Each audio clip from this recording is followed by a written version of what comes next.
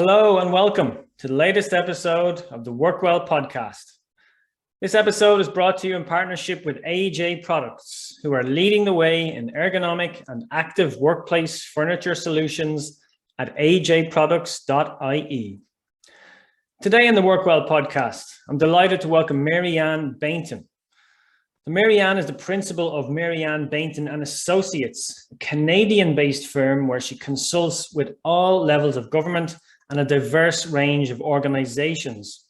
Mary Ann is an advisor to both Mindful Employer Canada and My Workplace Health, and she serves as the Director of Strategy and Collaboration for Workplace Strategies for Mental Health. Now, this is a collaboration with Canada Life, and you'll hear a lot more about this during the show. They have some excellent free resources, which you should really check out.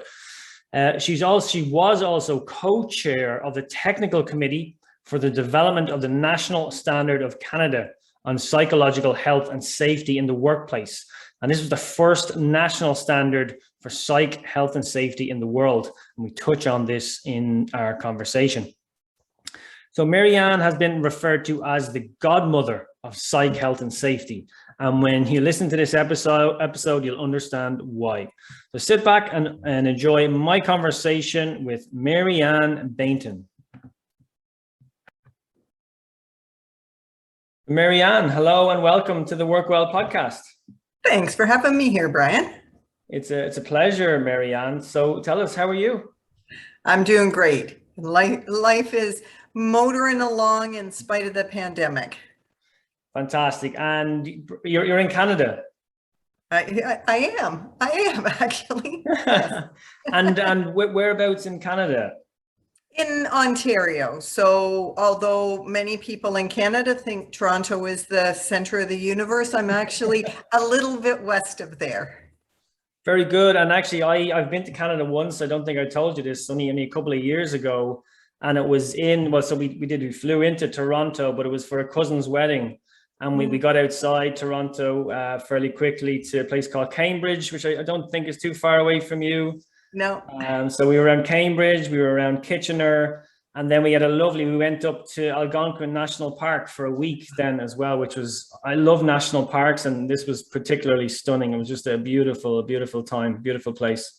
Well, I'm glad you enjoyed. I'm glad that you enjoyed Canada, just as I enjoyed Ireland when I was there. And I felt an affinity between Ireland. I said of all the places in the UK I went, Ireland felt the most like home. Excellent. Now, that could be my Irish heritage too, but I'm not sure about that. I think you're onto something there. There's the definite connection between Canadians and Irish people. I hear you on that. Yeah. So bring us up to speed, Mary Ann. I've been following your work for a while, but maybe the listeners won't have been. So you've been working in the area of mental health for almost 20 years now. Give us an idea of some of the projects and initiatives that you've been working on. Well, I mean, lately, when the pandemic started, everybody was talking about resilience. How do we build resilience? How do we deal with this? As it progressed, then they were talking about burnout. How do we deal with burnout? Because we never actually dealt with resilience before. We're dealing with hybrid teams. How do you manage well when some of your folks are in person and some of them are remote? Because there's a lot of bias that can creep into that. Of course, we started talking about implicit bias with all of the things that were happening in the United States and around the world around racism. And then we have been talking about trust, especially for leaders, because we realize that whether we're dealing with the pandemic, we're dealing with change, or we're dealing with implicit bias or discrimination, trust in leaders is a pivotal point to whether or not an organization is psychologically safe. So if we can help leaders understand that trust isn't built just because you don't tell a lie, there's more to it than that, then maybe we can help those leaders to grow and evolve. And how, tell me about some of the work you've done then. So it's all based on that foundation of trust? Well, that's part of it. We also have done a lot of pivoting from delivering workshops to delivering webinars, from creating content that people can look at on the website to creating workshops and team building activities that can be done virtually. So it's really thinking about what do workplaces need now and how can we deliver in a way that's easy for them to pick it up and use it. And have you noticed, has there been an increased focus from organizations since the onset of the pandemic on the work that you're doing? I think I mentioned this to you before, that I kind of worry that maybe I manifested the pandemic because for many years now, I wish that employers understood that the mental health of their employees was not a personal responsibility of employees, but it was actually maximizing the energy and the focus and the potential of every employee. When you maximize mental health, that's what you're doing. So it's really good for business if you can maximize the energy, focus, and performance of your employees. And you can do that through building resilience, emotional intelligence, supporting a psychologically safe workplace. And what happened is right from the beginning of the pandemic, employers started to realize that because most employees, most people were now operating from a place of fear and uncertainty, that they had to do something to be able to manage that in a way that gave their employees energy, focus, and the ability to perform. So the reason I say I think I manifested the pandemic is the pandemic has created so much more understanding of the connection between good mental health and good performance, organizational excellence, and really bottom line results. So one of the positives to come out of the pandemic, if you like. Yes. Silver lining. Absolutely, yeah. And you have, I guess, certainly in Canada there, you've got a head start on a lot of other countries in this area, if you like. You already have a framework in place, and you yourself were involved in creating the national standard of Canada in the area of psychological health and well-being. And I believe that was published in 2013. So you already have that to fall back on, if you like, or to use to implement what you're doing. Bring us up to speed on the standard. As I said, it's the first of its kind in the world. Mm-hmm. It was a great experience. But what was interesting about building the standard is that all of the different interest groups, and the way we build standards here is it's a balanced matrix of different interest group representatives coming together. And they all came together with their idea of the ideal.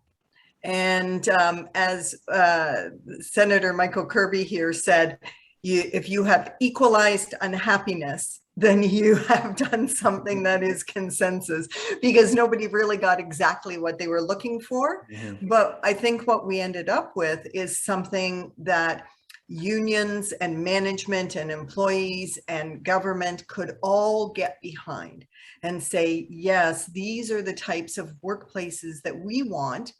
This is the way we want to be able to manage workplaces to optimize mm-hmm. both our economy and our well-being of employees. So it was an interesting process to see consensus, to see different opinions being expressed in a psychologically safe way. Yeah. So the development of the standard was like a microcosm mm-hmm. of what a psychologically safe workplace should be. And the great achievements to bring all those voices together and to achieve that consensus. And tell us, what has it, so that was January 2013, the standard was published. What has the reaction been like, and how would you describe the implementation? Was it kind of widespread throughout organizations in Canada, or how would an organization kind of adhere, if you like, to the standard? Mm-hmm. It was surprising to me how many organizations just stood up and said, we want to do this. Mm-hmm. We had a case study through the Mental Health Commission of Canada. And there was over 40 organizations who said, we want to be part of the case study, which really is exposing yourself to this oversight about how good you're doing this and if you're not doing it well. So to me, that was courage, but it also spoke to the fact that many employers actually want to do the right thing. They actually care about their employees and they want to support them. And so these leaders who first stood up, and they were from all different sectors, really helped us to prove that if you actually start to work towards improving psychological health and safety in the workplace, it does have measurable impact. We measured the employee perception of psychosocial factors, and every single organization who took part in that case study showed improvement across all of the psychosocial factors. It's kind of, Brian, like systems thinking, right? Mm-hmm. That if you start to do something in the direction of support and positive reinforcement, that all different areas get impacted in a positive way. And these were organizations who were going through normal issues, right? Where they had collective bargaining, they had labor issues, they had mergers or acquisitions, they had economic downturn or changes in processes. These weren't like, you know, perfect little organizations that had no issues. Mm-hmm. And so it was really interesting to see. The other thing that we learned for sure is, like occupational health and safety, psychological health and safety is not a one and done. It's not check it off. Okay, we've done psychological health and safety, we're finished. It's continual improvement, and it's continually looking for how you can sustain it.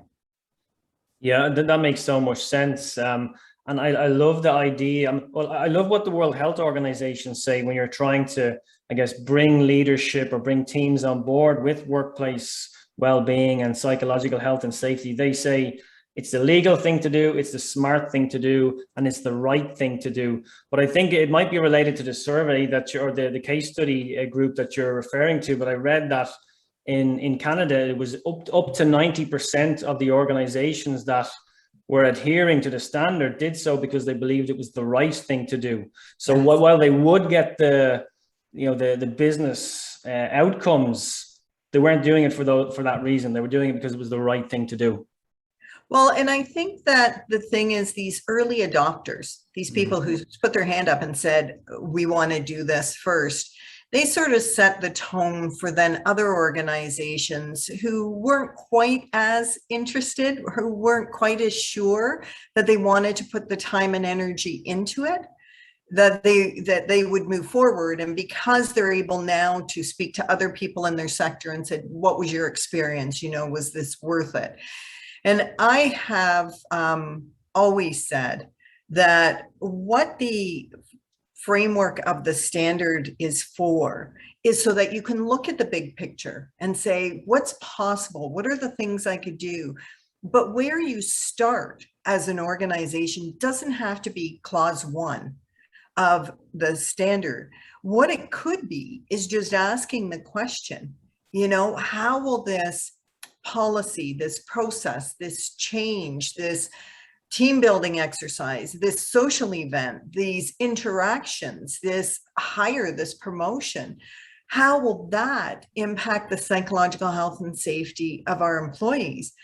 And just by asking that question, every time an organization is making decisions, you refocus all of the things that you're doing in such a way that you consider that. And if you say, oh, it could have really dire consequences, this could have a real negative impact. Well, now you have a chance to mitigate that risk before it happens.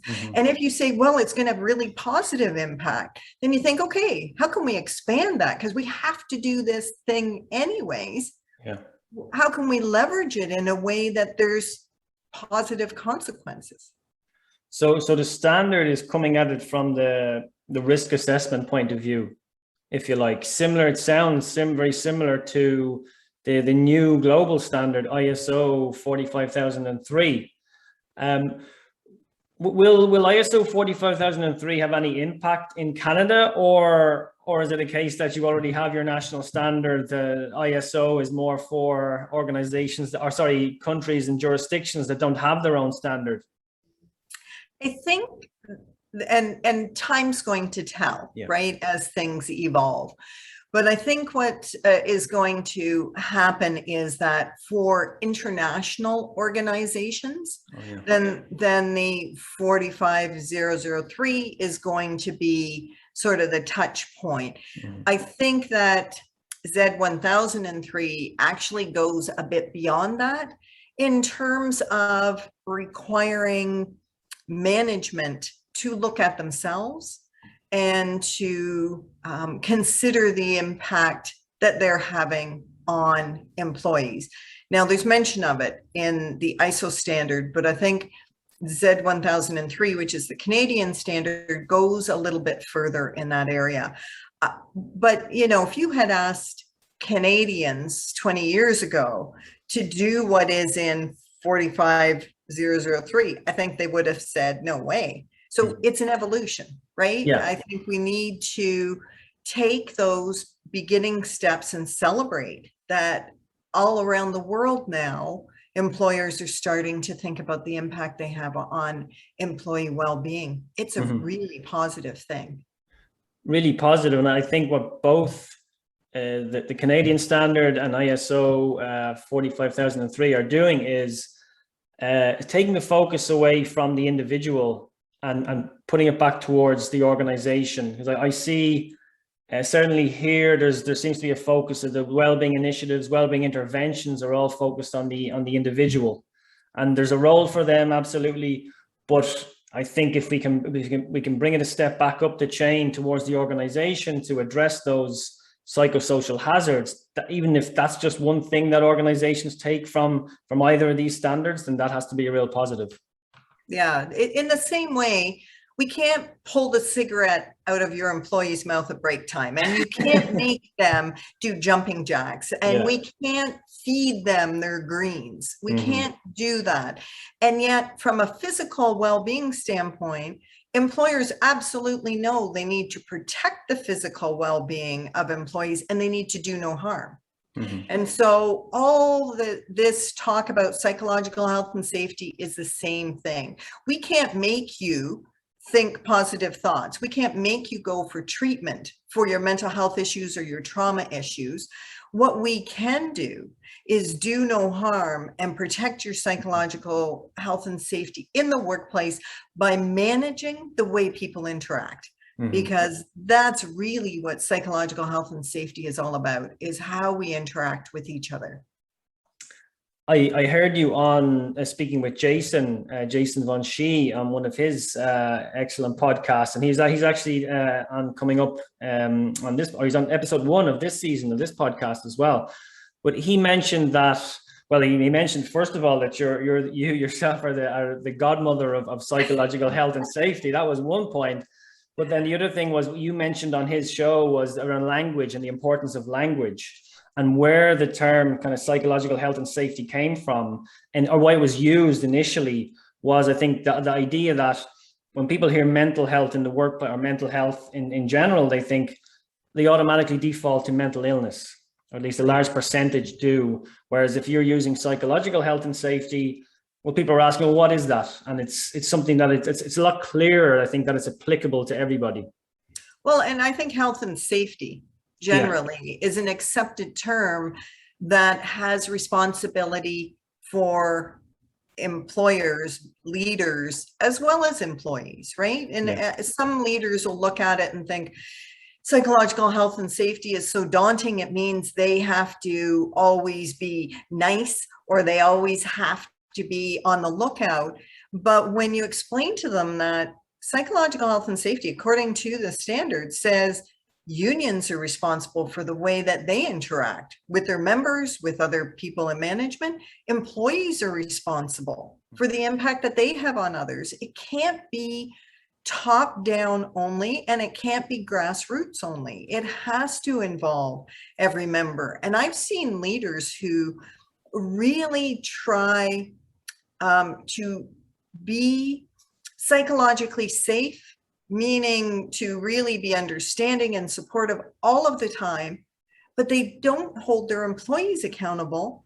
And so they're never going to have a psychologically safe workplace, because the employees can be bullying, harassing, discriminating against each other, having unresolved conflict. That's not psychologically safe. So it has to be every person. Absolutely, yeah. Talk to me about maybe the smaller organizations that are listening in here, the HR professionals representing those organizations who wouldn't have a dedicated full-time resource to either physical health and safety or psych health and safety or workplace well-being in general. How can they maximize, I guess, the work that's in ISO or even in the Canadian standards? It sounds like if you do this properly, you probably need someone dedicated for it. There's this, I've stepped through ISO. It's detailed enough. It is detailed enough. It's going to take some time. And any suggestions on how the smaller organizations could really get value out of these standards? Yeah. So everything that we have done on the website workplace strategies for mentalhealth.com is made for those folks especially. Okay. Because everything's free. Everything is available to allow that person to have the tools and resources they need to start that journey towards psychological health and safety without a budget line, without having a lot of experience. And if they can find well-being specialists like yourself, and to sort of, I call it hold their hand, help them to understand, here's what you could do first, here's what you could do second, but then leverage the free resources in order to manage the budget. There is really no limit. They can host workshops with all of the materials that are there. There are free assessment tools so they can look at where they're at now and make decisions about where they can spend limited time and energy so that they're using it for the right reasons. Yeah. So is this specifically the workplace strategies for mental health? Yeah. Is this the work you've done with Canada Life? It is. So it's been almost 15 years of creating resources that are free to anybody around the world. Amazing. Yeah, and I've looked through them. There's some pretty impressive stuff up there. So we'll be sure to include the links to that with the show notes. Tell me about that collaboration, like 15 years with Canada Life. How did that come about, and what kind of work is involved annually?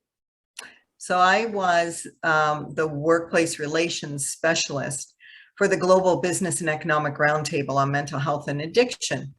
And at the time I was working with the Canadian Mental Health Association and was a mental health advocate for employees and helping employers to understand how to help an employee that may have a mental health issue.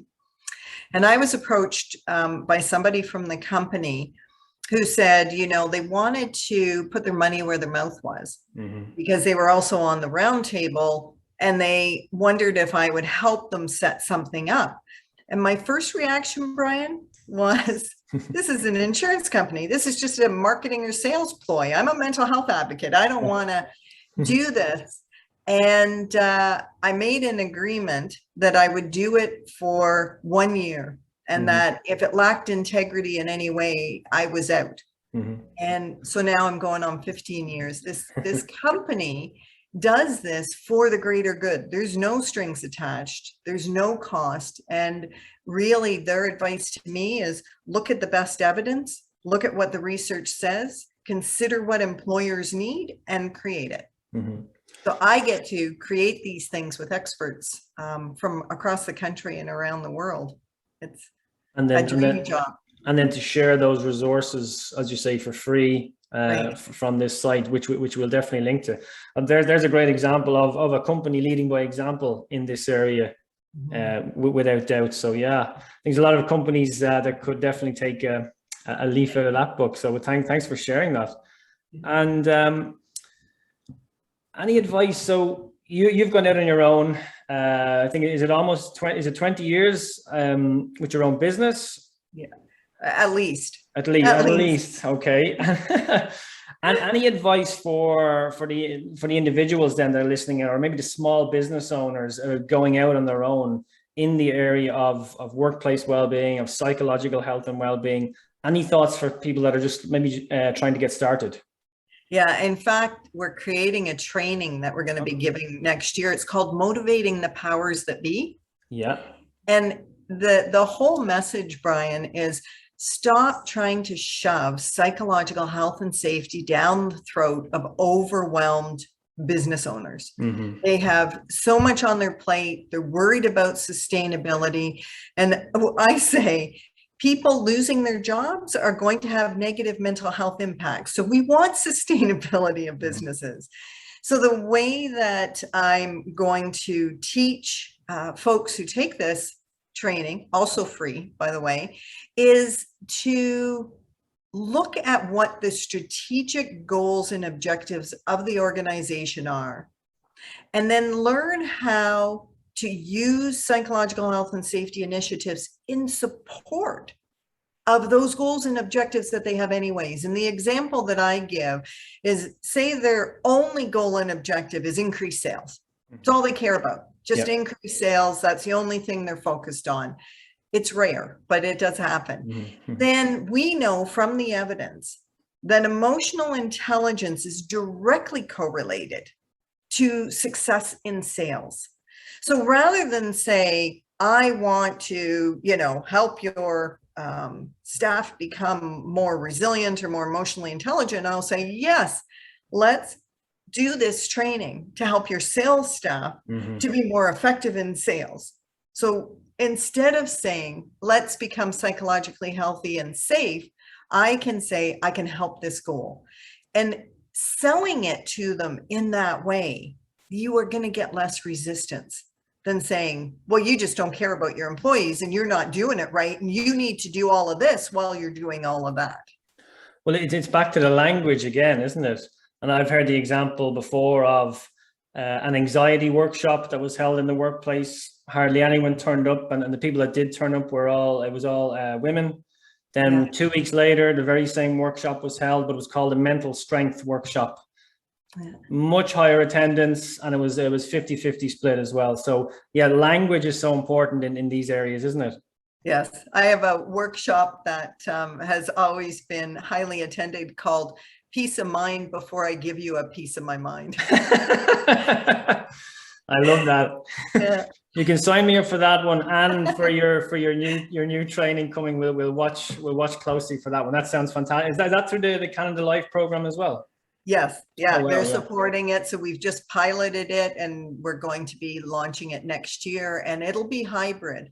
So you will have an opportunity to be there remotely, and I'm hoping that maybe there's an opportunity to do it in person. Get yourself over here, Mary Ann, to do it. Yeah, we'll put you up. We'll look after you here in Dublin. We'll give you the tour, and we'd absolutely love to have that. I'll be there as soon as it opens up. I'm there. Yeah. Fantastic. Here's a question for you that I come across quite regularly, and you've kind of hinted at this already. Organize the one and done. You say it's not one and done. Psychological health and safety is a continuous improvement process. What happened? What do you do in the situation where you meet a leader who says, "Oh no, look, we've got an EAP program, an excellent EAP program. We've got a mental health first aiders in place. Another great program. But we're done though. We're done with mental health in the workplace. We've done it." How do you kind of address that, or how do you have a conversation with those leaders? Yeah, I say, what is your strategic goals right now? What would you like to be different? How would you like your leaders to lead differently? How would you like your employees to work differently? What are you interested in now? Mm-hmm. Because if they think they've taken care of mental health, as I said to you before, psychological health and safety is the way we treat each other. So in a workplace, that permeates everything, right? Whether it's customer service, patient safety, whether it's employee injuries, The way we treat each other is going to have an impact on all of those. So I don't need to convince them that they're wrong. I need to help support what they want. And I can do it in a way that also supports psychological health and safety. Yeah, it makes so much sense. Yeah. Need to have that conversation comes up so often though. It's where it's kind of education as well, and just getting the message out there, like through this podcast, through all my training, through the webinars that we host. Again, it's talking about ISO, it's talking about the Canadian standard, it's talking about the great work that's happening in Australia as well. And I think over time we are getting the message out there. A lot more organizations are coming on board with this. We've come a long way, certainly in this country, where it was well-being was all about bean bags, maybe a little bit of table tennis here and there, and some yoga. We're moving in the right direction. It's feeling like it's quite slow progress, but we are getting there. And that is the thing, you know, especially you saying about those people that want to go into this field, is you can't go into this field thinking you're going to convert everybody to be as passionate as you are. That those baby steps, you know, the one and done, sometimes that's the only way you can get your foot in the door. And so you can't become so elitist that you say, well, I don't do that. You know, I'm just so far above that. I go and say, well, let's start where you're at. Let's start where you're at. And I'll see if I can open your eyes. And most of the time I'll go into those things and they say, we wish this had been more. We want to do it. That's great. Let's look at that down the road.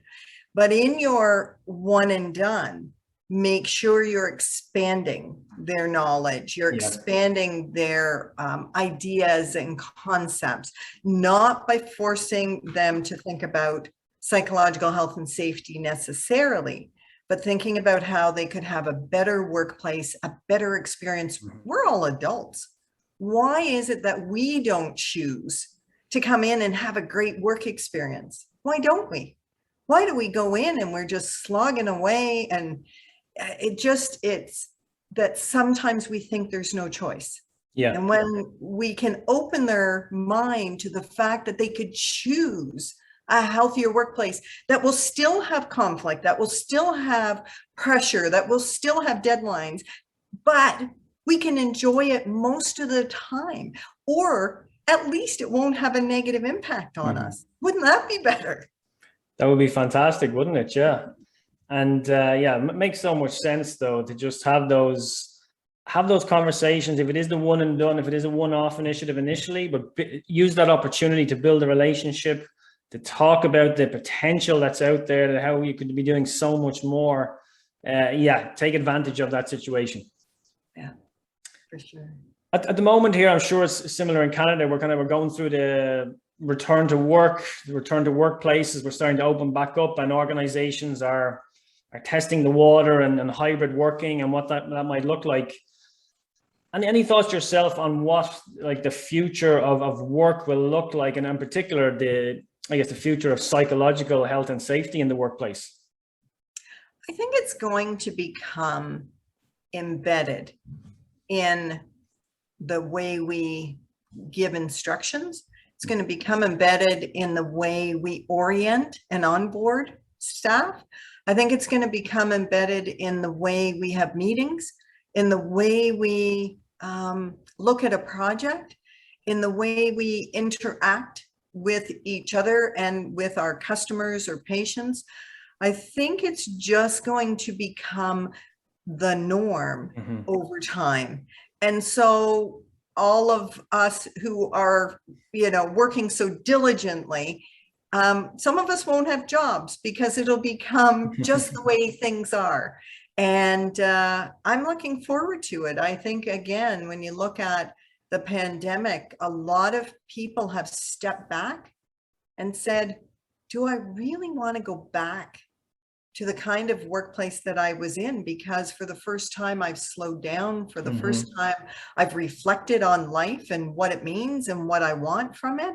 And that's why they're talking about over here anyways, the great resignation. That everybody's going to be dumping ship, and that when you lose all your staff or a big majority of your staff, you're forced to rethink it, bring the people back together, but it's also a window of opportunity for an employer to think about, how do we want to do this differently? How can we orient people to our culture, to the way that we interact, to the kind of workplace and interactions we want, rather than just to the task at hand? Yeah, I think it's an exciting time. As we've said, it's okay. No one wanted the pandemic to happen, but I think there's an opportunity to take some real positives out of it.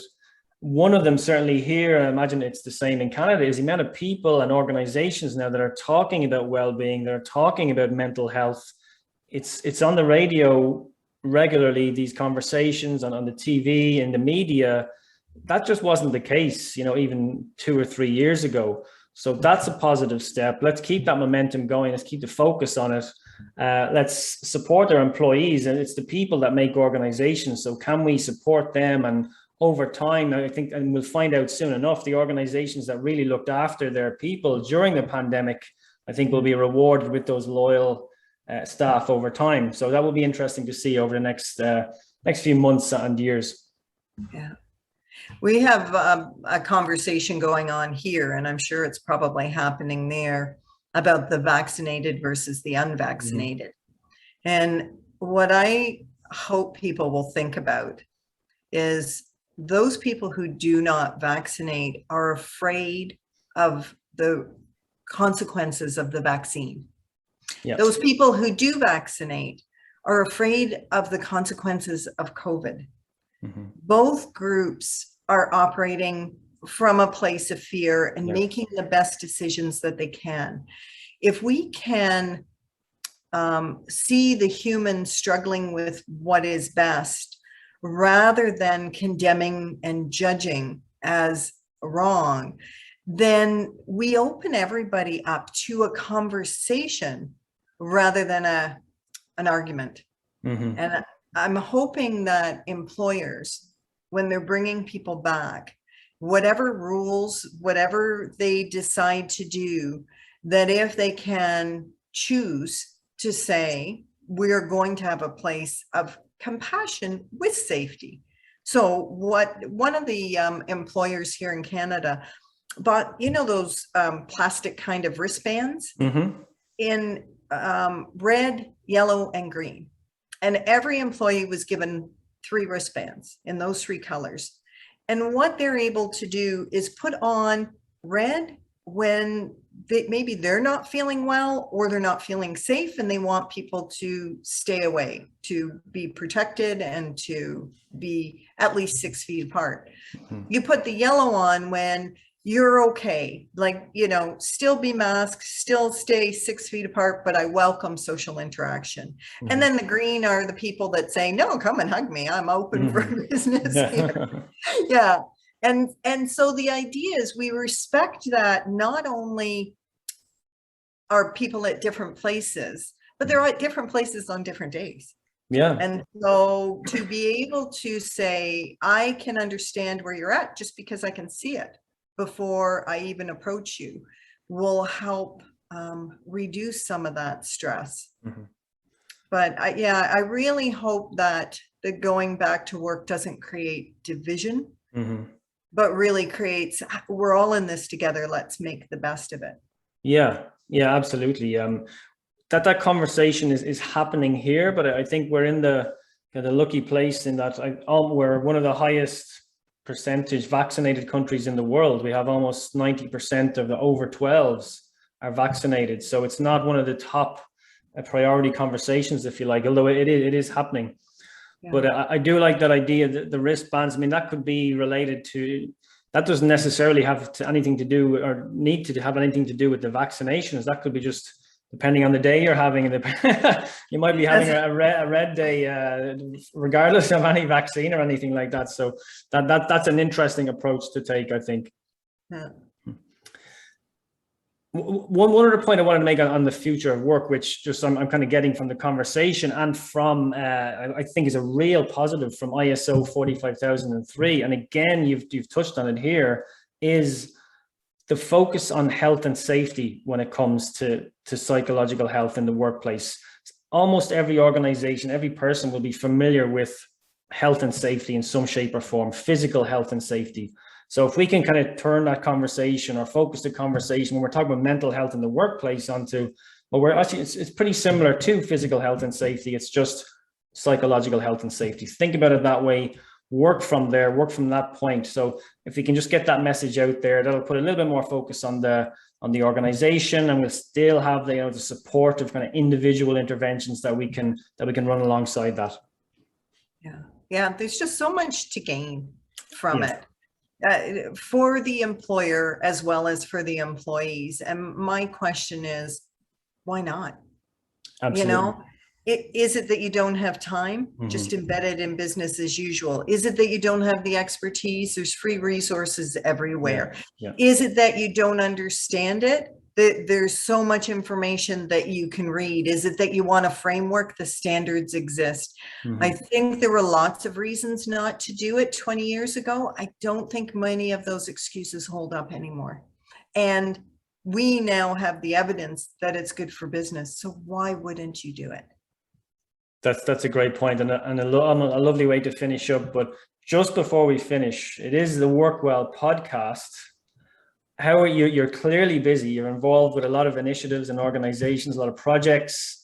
How are you, or do you manage to spend time on your own well-being at present? I have always prioritized relationships over work. I am a workaholic, no question about it. I love my work. I like to do it. I'd rather work than watch television. So there is that compulsive side of me that would work all the time, but the people in my life are more important. And so that is how I stay balanced, is because I will always prioritize my relationships over my work, which means I get pulled away. I get involved in things that are fun. I get involved in things that are more important.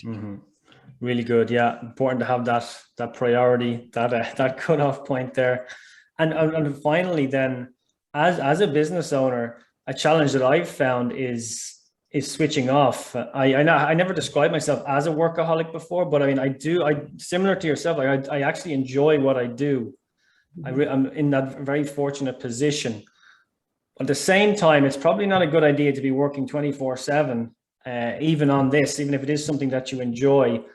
How do you switch off, if you like? I mean, even if you're building your relationships, you're with family, you're with friends, maybe even you're exercising, it's almost a hamster wheel of ideas in the head related to the business. How do you, or can you switch that off? And any advice in that regard? Well, I crashed and burned. Okay. And then I learned to put the brakes on before I hit that wall again. Back in 2004, I burned out. Right. And it took me 3 months. And when I say I burned out, I was without any energy, any motivation, any joy. And that was for 3 months that I just went through the motions around working, around existing. And when I recovered and started to learn about burnout and what it is and how preventable it is, then I realized I never wanted to go back there. It's horrible. Like, it's truly horrible. But like you, I went for decades before I burned out. So I thought that I was invincible. I thought it wouldn't happen to me, that it happened to people that, were with less energy.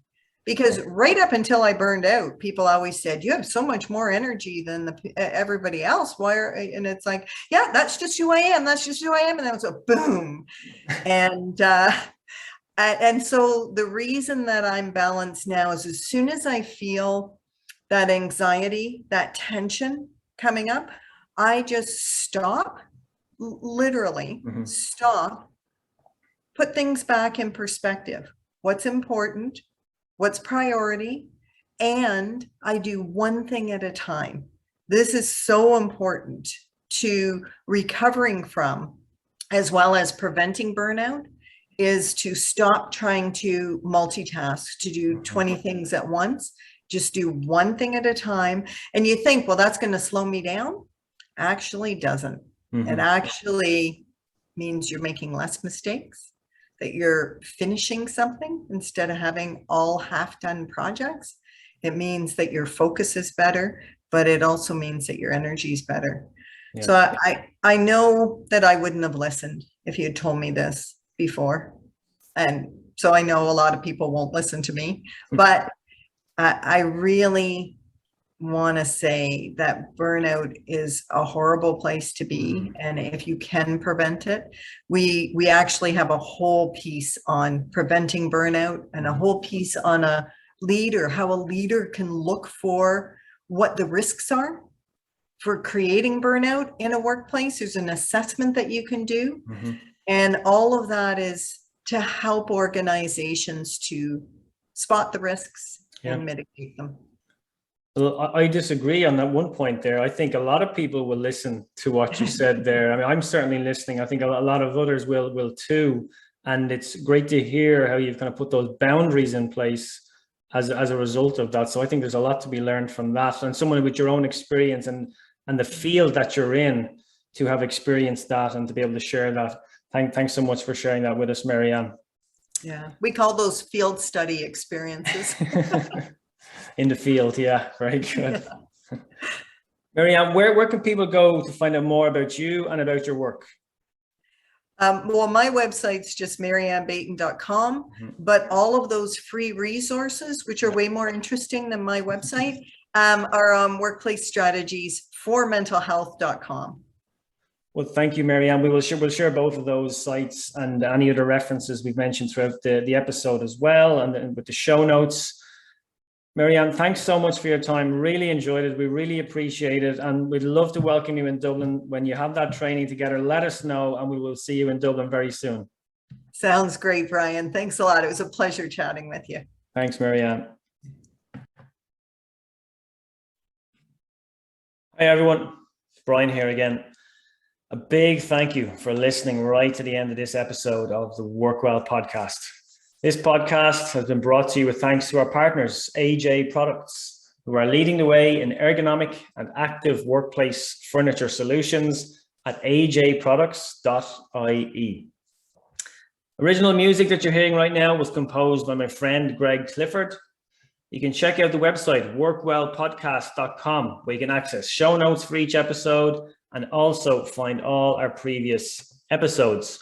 I would love if you could head over to iTunes or Google Play or wherever you get your podcasts to subscribe, rate, and leave a review. It's very much appreciated. A reminder, you can head to workwellinstitute.org to check out the education programs that we have on offer. You're welcome to share this episode with your friends and colleagues so they too can discover and benefit from the content. And finally, if you have any suggestions for future topics you'd like to hear in the show, you can email me directly at brian@workwellpodcast.com. Remember to work well, stay safe, and I'll see you on the next episode.